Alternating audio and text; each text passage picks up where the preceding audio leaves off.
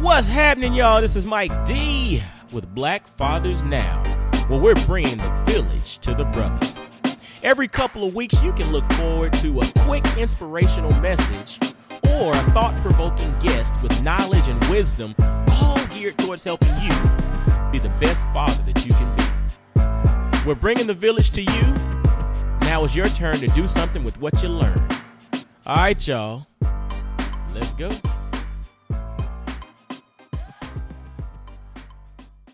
Fellas, what's going on? This is Mike D, and welcome to Black Fathers Now, where we're bringing the village to the brothers. And I'm going to tell y'all, the village comes in the form of like wisdom, insight, information, and all that good stuff. And today's wisdom, insight, and information is coming from a brother that brings some unique stuff to the table. And he brings some stuff to the table that, as fellas, we're typically pretty reluctant to talk about and dive into. And that's relationships. Relationships. Yo, my guest tonight is my man, Troy Spry.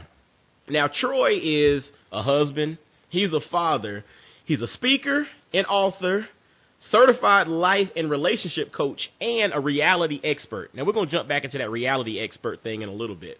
And so, but he's a graduate of Winthrop University, and a lot of his professional success started with a blog that he titled Exclusive Thoughts.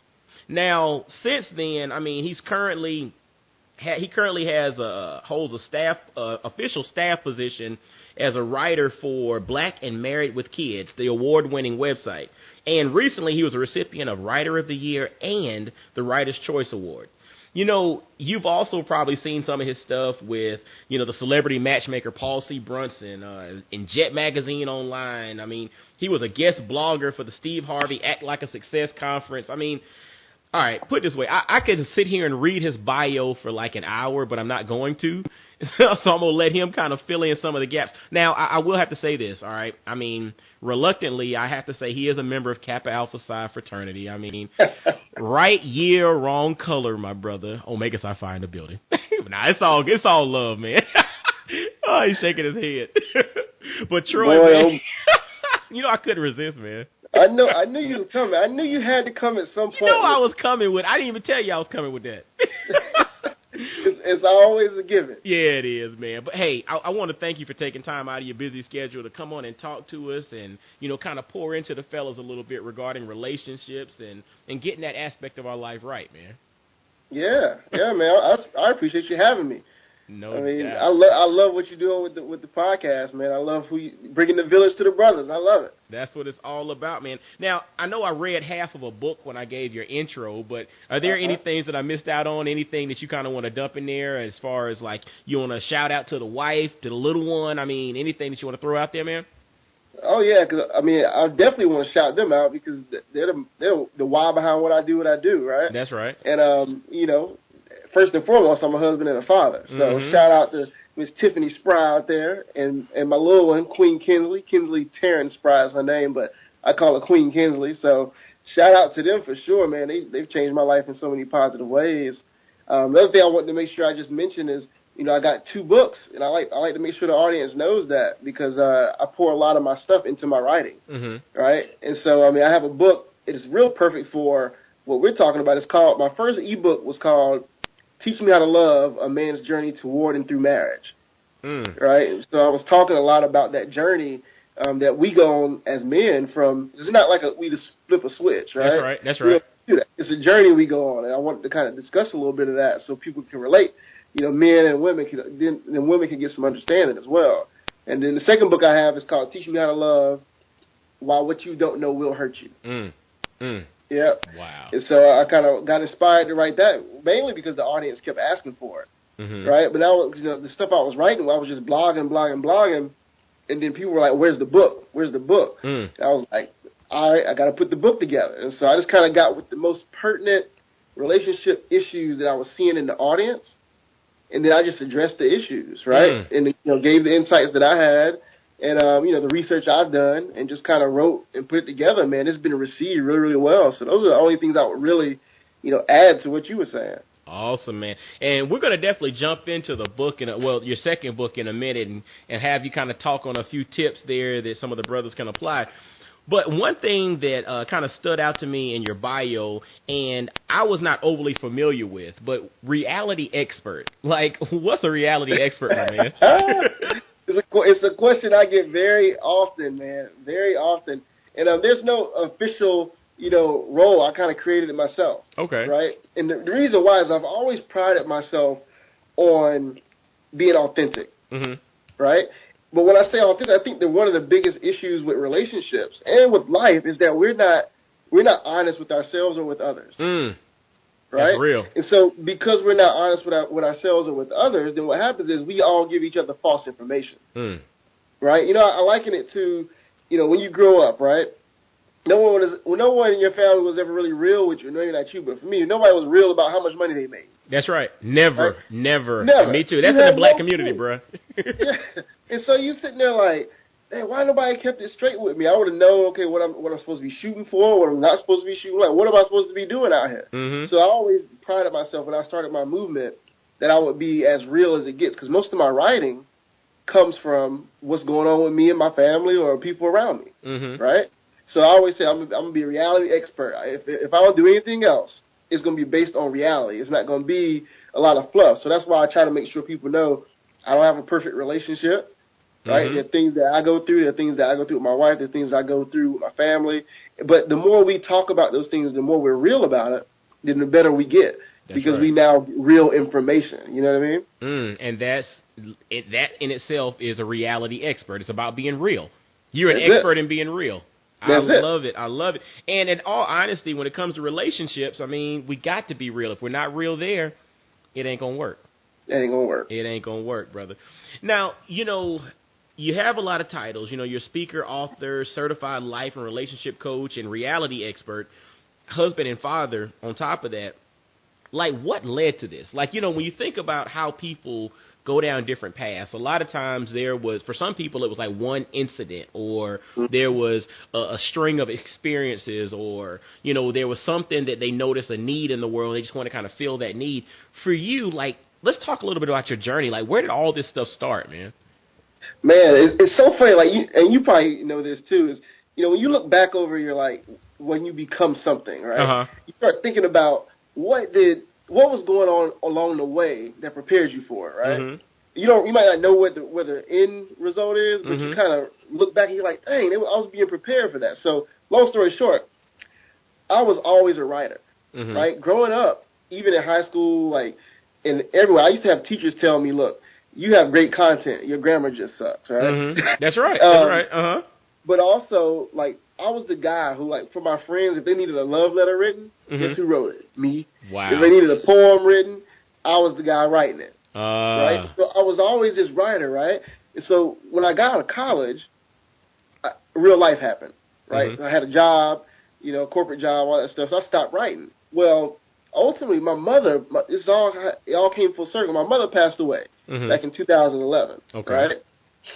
And so something told me to just write about it, because that's the only way I could get out the emotion I was feeling at that time, right? And so my first blog ever was called A Mother's Love. Wow. It's called A Mother's Love.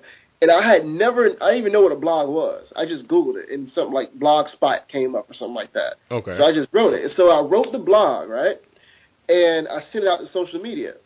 And people started writing me back like, yo, like, I really enjoy your writing. I can relate to what you said. I like your style, whatever. Well, after that, I just started writing about what came natural to me, which was relationships. Because I had been doing that my life. I just started writing about what was natural. Now, what motivated me to keep going, though, was something bigger. Because what I saw was, so my pain kind of became my purpose, right? In that I was going through something that got me back writing. But ultimately, when growing up, I saw both sides of healthy and unhealthy relationships. Right? I saw when my mom and dad were good, and then I saw when it was really bad, right? And so I was like, how do we bridge that gap to keep relationships healthy? So I started writing consistently just about relationships and what I was going through, what other people were going through. And ultimately, I saw somebody on Twitter one day. His name is Stephane Labassiere. He's one of the bigger relationship coaches. But his title said relationship coach. And I was like, what is a relationship coach? So I reached out to the brother. Mm-hmm. Wow. And I was like, well, talk to me about what a relationship coach is. I met him in Atlanta. I drove all the way down to Atlanta, and we met. He taught me how to become certified as a coach. Right? Because ultimately, when I was writing those blogs and sending them out, people were writing me back, and they were like asking for advice. So it was kind of like an Ask Troy, almost like a yeah. yeah. And I was like, where did this happen? Like, why do they trust me enough to be asking me about their relationships, right? So ultimately, when I saw the coach thing, I was like, okay, let me figure out what that was. So that coaching, so I became a certified coach. Then that led to events and live events, right? Because I used to do these relationship Twitter talks. Okay. Right? It was called the lunchtime discussion. Okay. And so every Monday, Wednesday, Friday, I would pose a relationship question designed to get us talking, so we could bridge the gap, right? Okay. Well, that led to somebody saying, "Hey, you should bring this live." Okay. And I was like, "What? Bring it live?" I'm like, "Okay, fine." So that's when the first exclusive convos conversation party started. Wow. Yeah. I was like, okay. So I got something here. We were in a apartment complex clubhouse. My first event. First event ever. We just all I did was bought some chicken fingers and got people together and we started talking. Really? That was it? Yeah. That was it. I just hosted and facilitated it. Now, were you married at the time? Or had you met your wife yet? I mean, where were you from a relationship perspective at that particular time in your life? Yeah, so by the time the event started, I was already married, right? Okay. But before that, I wasn't. So when I first started the blog, I was with my wife, but she was my girlfriend. So my audience got to literally see me go from being pretty much a bachelor to being, engaged and a fiance to then becoming a husband, and now they're still there with me being a father. Wow. So they watched the whole journey. Like, people can tell you from back then, like, what I was doing, what I was saying, what I was writing about. In fact, if you go read my old blogs, I had a lot less tact back then. Wow. So I was just spitting it. It was very raw and uncut because I didn't know I was building a brand. But you know what's so interesting, though? You mentioned something early on in your discussion about your journey. You talked about authenticity, right? And it's one thing for people to say, oh, I am authentic, or I am being authentic in how I operate. It's another thing for it to play out in action. And so to that point, you talked about how authenticity was like the core of what you do, and that's the core of building any type of relationship. But then when I step back and I think about how your journey has progressed from just a simple blog, which actually started as a coping mechanism from the loss of your mother, but then how that moved over into a scenario in which you saw basically an opportunity to write about what you witnessed or what you experienced or what people around you were experiencing. And at that stage in your life, that was relationships. So you started talking and blogging about relationships, started getting questions back and forth. Then all of a sudden, you're like, this coach thing just kind of popped up, right? And so what's interesting about that, like I've mentioned this in numerous interviews, but I'm a big fan of the book called The Alchemist by Paulo Coelho. And the whole notion with The Alchemist, the whole concept is once you start pursuing your personal legend, the universe, or I say God, starts conspiring to help you along your journey, right? And so once you started pursuing your personal legend, so you think about this, you said back in the day, all your teachers said you were a writer. Your content was awesome, but you had to clean it up, right? But your content was awesome. You've been a writer since day one. And so, yes, you suppressed that for a minute, but then after the loss of your mother and you used that as a coping mechanism, all of a sudden that writing thing came back out and you started pursuing your personal legend. Then it's no accident that this coach thing popped up in front of you. Right? Yeah. It was no accident that, engaging on Twitter, you had Twitter events and somebody said, well, why don't you do something live? That's no accident, dude. That is the whole premise of you pursuing your personal legend, and all these things start conspiring to push you along the way. Man, you hit it on the head. Dude. You hit it on that. I mean, because like I said, when you look back, you're like, dang, all this stuff was just happening. You know what I mean? It's almost like when you're in the right position, like when you're pursuing the gift. Right? That's right. That God gave you, then all of a sudden it just starts coming. And it's still happening to me to this day. It's still happening. Wow. And so to that point, okay, you started doing the coaching, the Twitter events, then the live events, and then you moved over, and like Black and Married with Kids is a pretty big deal. Like, how did that come about? Like, how did you land the opportunity to start writing with Black and Married with Kids? Yeah, man, and that was just God again. So I just happened to come across it on Facebook. Okay. Right, Black and Married with Kids. And I was like, this sounds pretty interesting. So I started following their page. Right? And one day I got enough guts to say, you know what? I'm going to ask them if I can guest post. Okay. So I just wrote in. You know, they get a bunch of people asking to do stuff, right? Okay. Asking to guest post and that thing. They responded, though. So they let me guest post. I guest posted for months for them for free. Right? And then suddenly they were like, we just love your content, and our audience really responds well to your content. Now, that tells you where I was, though. So I was transferring or transitioning into that husband role. Okay. At that time. So it's perfect timing, right? Because I was telling the stories of a new husband, and that was different for their site. You know Black what I mean? and Married with Kids. That's right. You're basically in the midst of the journey versus somebody coming as I got all the information and I'm pouring into other people. I'm telling y'all where I am. It goes back to that whole premise of authenticity. Yes, sir. And that's how it happened. So the stories I was telling, nobody else was telling on the site. And so the audience really loved it, though. And so they bought me to say, I want to bring you on as a full-time contributor. And so that's how I ended up with that. Wow. And I mean, and then once again, you kept progressing with that because you got Writer of the Year and then the Writer's Choice Award. That was this past year, wasn't it? Yep. So what was this past year and what was the year before? Yep. Wow. Congratulations, my man. Bro, it's been blessing after blessing. You know, I'll throw you one other curveball. So Paul C. Brunson, right? Yes. Celebrity matchmaker, right? Okay. He was a part of their tribe, their community. So I didn't know about them until I read a blog where he had written something one day. Okay. And so then I became a part of his Mentor Monday group. Wow. And then suddenly I was writing for his site. Wow. It was crazy. And now what's crazy about this is this weekend I'm sitting on a panel with him. Really? This is a guy who just executive produced a show for ABC. Wow. Right? And now you're sitting on a panel with him. That's really crazy. And then initially you started just writing on his site as a contributor. And now you're sitting side by side. Man, look, if you're listening to his journey as to, how he started to where he is now, and the journey ain't over. Like, this is like chapter 2, right? You know what I'm saying? Of a 40-chapter book. This is the beginning, right? And if you listen to his journey, to me, what's so evident is the fact that you have to understand who you are and you have to be authentic in your approach. Now, that's going to transition into our talk about relationships in a second, but when you think about anything that you do, he knew that he was a writer from day one. He suppressed it, but eventually you can't suppress what's destined to come, right? There you go. And then you look at that and you see the opportunities that have basically been afforded him by actually pursuing his calling, pursuing his purpose, and walking in that. So, man, I'll tell you, that's worth the price of admission right there, my man. Just the whole premise of having a story, having a brother who's a regular dude like myself, who literally just said, you know what? I'm just gonna do it. I don't know what's gonna happen. I'm just gonna do it. I know there's something here. I'm just gonna do it. That's it. Oh, that's it, man. My man, we could park there for like an hour, right? I mean, I could legitimately talk to you about an hour about that topic there, man.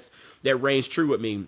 So now, understanding basically your journey and where you've been and how you got to where you are, my question to you is, how has your journey impacted you as a husband and as a father? But then, too, the second part to that is, I want to know, as a reality expert or as a relationship expert, what type of pressure do you have on yourself to feel the need to live up to that, to live up to that title? Yeah, man, it's a great question. I will tell you this. I really do believe that the way it's impacted me the most, and I always preface this by saying perfection is not my thing. That's right. I'm not perfect. I still get stuff wrong, right, all the time with my wife and with my daughter. Sometimes I get stuff wrong, but it's made me conscious. And so now I have a raised level of consciousness about the things that I need to do better, right? Because you got to think, if this is my profession, I have to research it. That's right. Right? I have to invest in it. I have to listen to a lot of people's stories. I have to see what the gaps are. I have to try to fill them. And so I have to always kind of be on top of what's going on in relationships. Ultimately, if you surround yourself, or if you embrace yourself, or not embrace, but ingrain yourself in it enough, you have to become conscious about it. That's right. Right? And so for me, if I'm slacking in certain areas that I might tell other people to be doing, then I have to kick myself in the butt a little bit. I'm like, really? Yeah, yeah. You just wrote about that yesterday, right? Mm-hmm. I might be telling that to myself. You just wrote about that, and so that's one thing. It's made me more conscious, but also I want to build a healthy relationship for my family, right? That's one of the biggest things. I want to make sure that not only is it healthy that my wife and I are in a healthy marriage, but that my daughter sees a healthy relationship, right? Not a perfect relationship. Notice that. Not a perfect one, but a healthy one. And I almost think she needs to make sure she sees that it's not perfect so that she understands how to work through issues. And right? so what's so interesting you mentioned there is like the whole premise of modeling, right? It's like, and I've said this before, and it's something I truly believe. Kids don't always do what they're told, but they almost always will repeat what they see, right? So if you model a real relationship with your wife to your daughter, when she goes to seek her husband, 80 years from now, because mine ain't getting married till they 80, right? But, not just playing. I'm with you. Yeah, I know, right? But you think I'm playing, but I'm real. But but real talk is like when they get to that point where they're in that dating phase and looking for their spouse and all of that, it's just like, what are they going to look for and what are they going to expect when it comes to their relationship and what they notice or what they denote as being a solid, stable relationship, right? And so I wholeheartedly agree with that, man. Look, let me tell you something. I remember growing up, like, our parents never talked about relationships, right? Like, they never really, it was never like these conversations or what was good and what, they didn't even know what was healthy and what was unhealthy. They just did whatever they saw their parents do. But I realized real fast that I had to change kind of some of those behaviors for my daughter, right? Because even though they survived certain seasons and, they were together, then they divorced and all this other kind of stuff, I just realized the impact it has on you as a kid. So for me, consciously, I want to make sure that my daughter, she has a good, fair representation of what healthy looks like. Even my opinion of healthy, anyway. And I've stayed in enough relationships to at least have an idea of what healthy looks like. You know what I mean? And so that's kind of how it's really impacting me. Now, on the other part of your question about do I feel the pressure, I do, but I don't. So I feel the pressure in that. Here's an example. When I write all my blogs, my wife edits them. Okay. Right?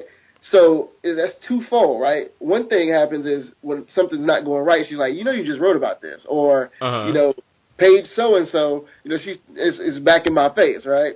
Not in a negative way, but just, hey, you need to step your game up.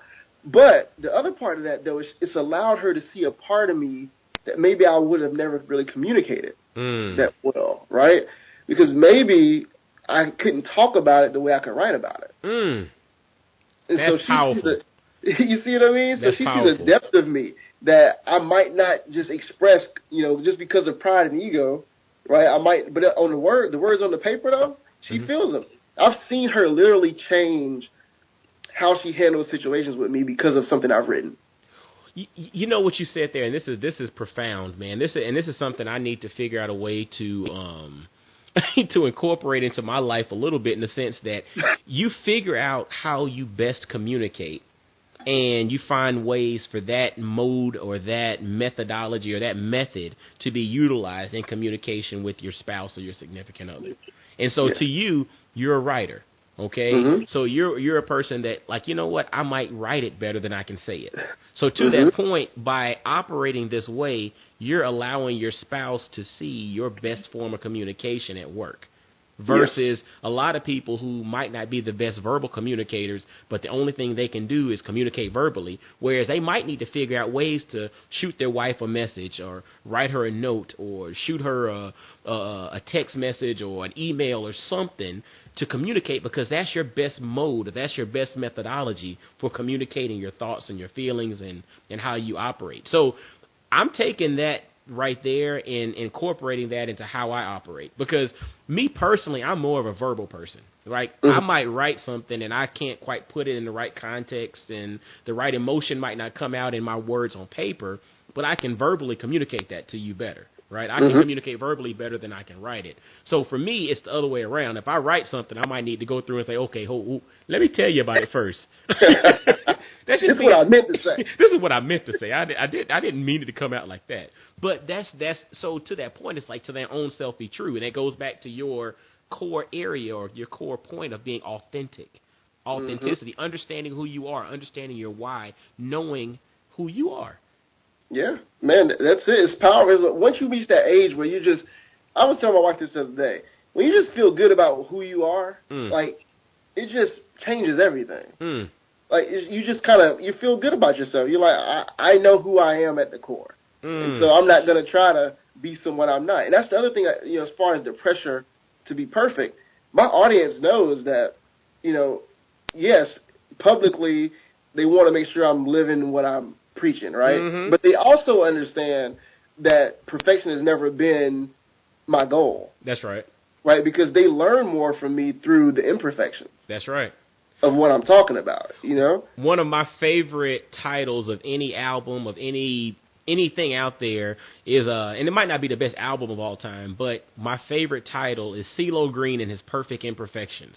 Because to me, that's profound, right? It's just, that's the whole notion is I'm perfecting my imperfections. But my imperfections are what sets me apart, and that's what allows people to connect with me. So, there you go. And what you just said there, man, when you feel good about who you are, that's when things change. That's when things happen. When you feel good about who you are.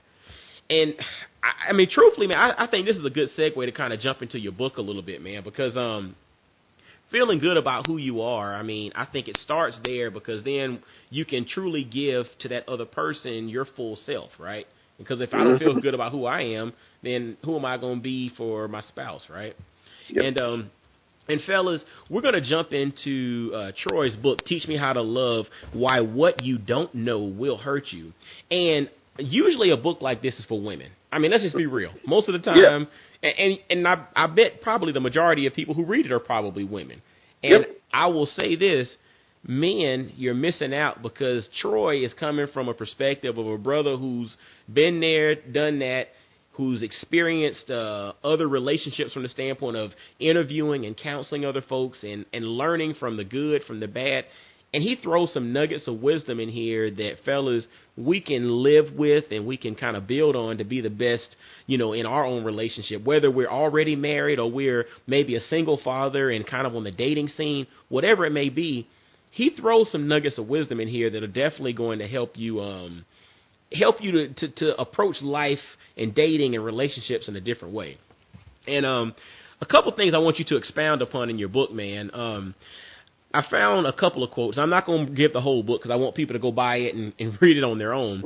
But this stood out to me, and these are two quotes, but they kind of run together to me.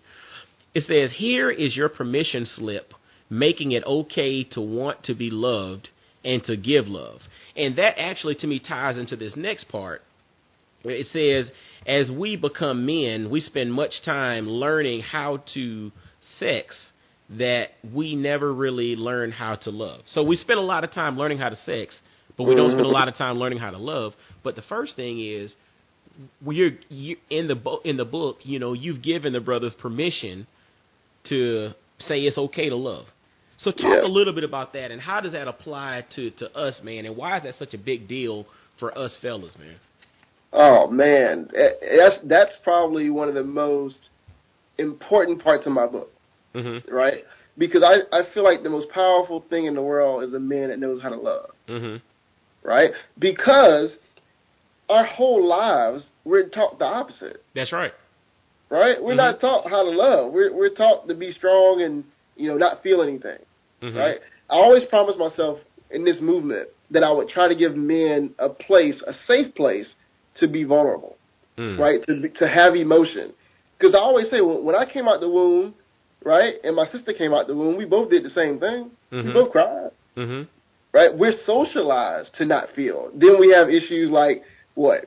Depression. We got issues like suicide. We got all these issues because we got all these emotions bottled up that we don't even talk about. And then it stops us from being able to love. It's like, what's crazy about it is, I always say this to women, a lot of times they want men to have emotions when it's convenient for them. Okay. That's real. Right? And I'm like, no, it doesn't work that way. If you don't give us a space to be able to really love and to be loved, then we will never have healthy relationships. The most things that women complain about all the time when they come to me about their men is he's not affectionate enough, or he's not showing me enough love, right? It's not, so that's the thing. I'm like, well, does he have a safe place to be vulnerable without being judged for it? Ah, that's big. That's big. That's what I'm trying to give men in that chapter. It's like, look, here's your permission slip. Right? I want you to be okay with saying, you know what, I want a woman, I want a wife, I want a lover, right? And I don't want nobody to call me soft for doing it. And you know what I mean? And you know what's interesting, and just kind of, I guess, with your experience, with different couples and counseling and doing all kind of events and everything, is it the pressure from other men? Is it an internal pressure for us, internally, or is it just like a societal thing or from the women itself that we feel that we're supposed to basically just be this hard shell and, that's basically it? Where is that coming from? Yeah, I think it's two-pronged, right? I think when we grow up, women like security, right? And so security is always put with being strong. And right, a lot of times strong, I put that in quotey fingers, strong is like being stoic, emotionless, right? But you can be stoic, right, and still have emotion. You still be strong and still have emotion. Sometimes having the emotion is what makes you strong. That's you real. See what I mean? And so I think society tells little boys that from a young age. I have to watch myself with, like, cousins of mine, right? I have to watch myself and stop myself from saying, hey, boy, just suck it up, on everything. Because that's not the case. Because sometimes it hurt. He cried because it hurt. That's right. Look, if it hurts, I'm going to cry. Yeah, real talk. Well, there you go. And see, the thing is, we tell little boys that our whole lives, I learned it too, and then all of a sudden they get this wife. And she looking for some emotional support. And now we don't even know where to go find that. It's in the crate somewhere. Where is it? That's right. And now she's disconnected. And it's so interesting. You talk about the disconnection there and how we spend our lives not doing that. And the second little part that I mentioned there is like, we spend our time basically learning how to sex, right? So we learn how to conquer. And I heard something, and this was so interesting, and it was profound. It was a couple of years ago. I forgot where the quote came from. But long story short, the person said that with us as men growing up, learning how to conquer as much what is possible. I mean, at the end of the day, that's being real about growing up as a man. That's what you're taught, to conquer as much as possible and do your thing. We do a lot of sticking and moving and everything, but the problem with the sticking and moving is we then become desensitized to intimacy. And so then it gets to the point where I don't know how to be intimate without it being an actual physical sexual act, but we're taught that from a society's perspective, but we're also taught that because we're basically modeling, like we talked about modeling earlier with our children, we're modeled by the men that are in our lives and all of that. We're trying to do like they're doing, or the guys we look up to in the gym, or the guys we look up to in the classroom, or, older relatives, whatever. That's what we model it after. And so it's just... But what's crazy? I remember growing up. I don't remember my dad really ever like holding my mom's hand or kissing her or coming up behind her and hugging her tight. I just kind of remember him going to work and stuff, right? So it's like I had to really teach myself that stuff. Like, look, she needs to feel connected to me, other than just I go to work and bring home a paycheck. That's right. You see what I mean? But, think about it. We grow up seeing that all the time, and that's all we see and hear. And then all of a sudden we become disconnected. And it's funny you mentioned intimacy, right? So intimacy is into me see, right? That's kind of, but it's so much beyond sex. But a lot of times for men, and I have to tell women this, we express our intimacy through sex because that's all we've been taught. So the question becomes, what if you could not have sex? Would you still be able to connect with your spouse if you could not have sex? Wow, that's deep.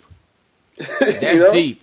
And so you speak, from the standpoint of a spouse, that's something that we would have to definitely work on and grow and develop.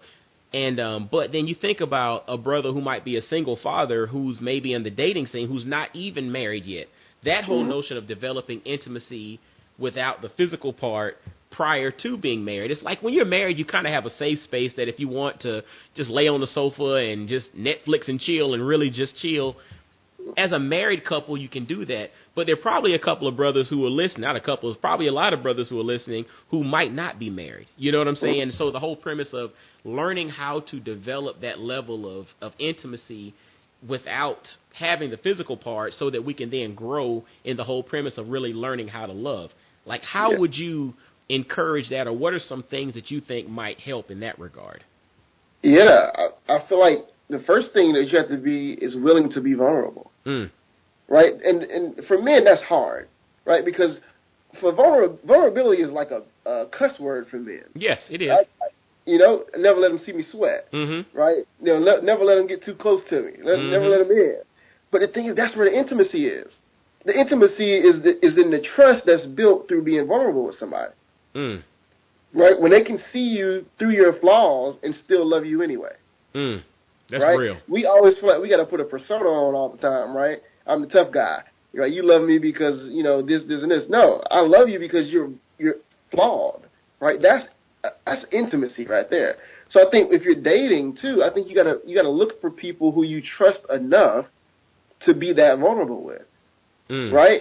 And I think the other thing for men, I really do believe this, is we got to leave sex out of the equation for a while, right? Because if you're dating, if you leave sex out of it for a while and you find something else to connect on other than sex, because we'll hang around for a little bit of booty. Yeah, that's right. That's real. But it's like then once you get it, like the worst thing as a man, I've been there, is you have sex with a girl.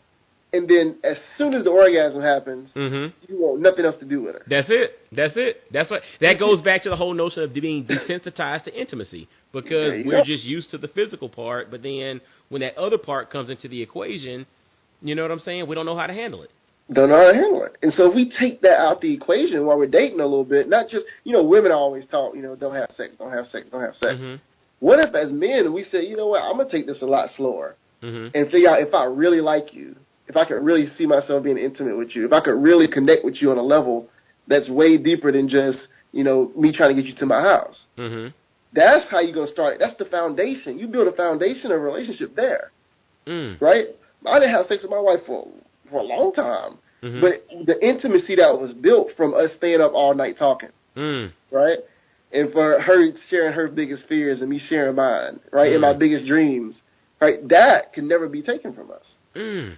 That's powerful. And, once again, this is Black fathers now. And so when we think about that particular relationship, what we are modeling for our children, for our future children, that is something that we can then put into practice for them to replicate going forward. And then we change generations of how we handle relationships. Or maybe if you're a father listening and you're not married and you're in the dating scene right now and you have a child, if they see you operate that way, once they become of dating age and they start talking to their father about how do I handle this, you can bring them a different perspective, unlike, the perspective that most of us are getting, where we basically are just told to go and have a good time and, settle down when you get into your 30s and find you a good one and, go and live your life. I mean, that's kind of the advice that most of us get, especially as Black men. Listen, you said something key just now. You said, go and find you a good one, right? Yeah, after we play around, right? After we play around for a long, but think about this for most of us men. How many of us have lost a good one, right? Because we had no idea how to do this stuff. And we look back and like, dang, I wasn't emotionally available for her. Right? I wasn't mature enough emotionally for her. Like, you start looking back, like, man, I lost probably the girl that could have been my future wife because I had no idea what I was lacking. So why we got to touch all the stoves and know they hot? And it's funny, the title of your book is Teach Me How to Love. Back then, we didn't know how to love. So now it's the whole notion of learning how. And kind of segueing now a little bit farther along, you have another quote, and this is the last part I'm going to throw in the book because I want the brothers to go grab this. And basically, this quote is this: men, the very first thing we have to do if we want to have more fulfilled and happier relationships is to learn that men and women have different needs. This all starts with changing your mindset. What you just mentioned a second ago is that last part, changing your mindset. Mm-hmm. Changing your mindset is so key. And if we don't, it's a book called The Miseducation of the Negro by Carter G. Woodson. The main concept of that book is when you control a man's thinking, you don't have to worry about his actions. So the context was, back in the day when, blacks couldn't walk in the front door. If there was no back door, then somebody would cut a back door to walk in the back because their mindset was shifted on, I'm not supposed to walk into a front door. But when we think about relationships, when we change our mindset to a place in which we are, like you mentioned, vulnerable, if we even go back to the whole premise of being authentic, then we can operate in a way that our mindset has the ability to change so that we can change generations because, once again, we're fathers, right? Yeah. We're here to take care of our family, but then we want to inspire the next generation to go forward and carry that torch. So, real quickly, man, as far as, changing mindset, what would be a quick tip or a couple of tips that you could, that maybe some of the brothers could incorporate to really change their mindset when it comes to dating and approaching their current spouse, their spouse, or if they're not married, the potential spouse. What are some tips that you would kind of give out there? Oh, man, a few things. Number one, you can't change your mindset without getting new information. Okay. Right? Wow. That is the thing. You got to get new information. That's the only way. Right? If you continue to listen to the same stuff, see the same people, hang around the same people, you don't read anything new, you don't invest in anything different, you're going to get the same output. Right? So that's the first thing. And the other thing is we got to stop looking at relationship as like a bad word. Wow. That's real. Right? It's supposed to be a good thing. Right? But think about the connotations of the word relationship when you talk to a man. Automatically, it's like he got ball and chain, handcuffs, yeah. Why can't it be fun? I love being married. I love hanging out with my wife. Me too. I love it. You change how you speak about it, though. And you know what happens there is if people like you and I and the people listening to this podcast, if they change how they speak about it, it changes the narrative. Right? It's powerful. And so if we can change the narrative, then we automatically change those generations because now the expectation is different. You see what I mean? And if we can change the expectation, we can change the outcome. So that's how I feel about how we can change this whole mindset thing. Mindset is simple. It's just new information, then new behaviors. New information leads to new behaviors, right? And then once you change the behaviors, you change the narrative. Once you change the narrative, you change the expectation. Change the expectation, you change the outcome. Wow. So new info to new behaviors to new expectations, then you end up changing the outcome. That's it. That's how we do it. Fellas, that's all we're gonna park right there because you need to go grab the book. And when I say it's dynamic, Teach Me How to Love, Why What You Don't Know Will Hurt You. And that's from my man Troy Spry. And I mean, Troy, how can fellas get in touch with you? And now it's not just fellas because there are a lot of ladies that listen to the podcast as well. So how can folks get in touch with you, man? What's the best way to connect with you via social media, email? What's the best way to do so? Oh, yeah. And I always like to say, man, look, men don't comment a lot, but men are in my inbox all the time. Right? Half of my audience, if you look at the demographics of it, it's men. But they're just not as loud. That's right. Right? So I want men listening to this to understand that talking about relationships is not a bad thing.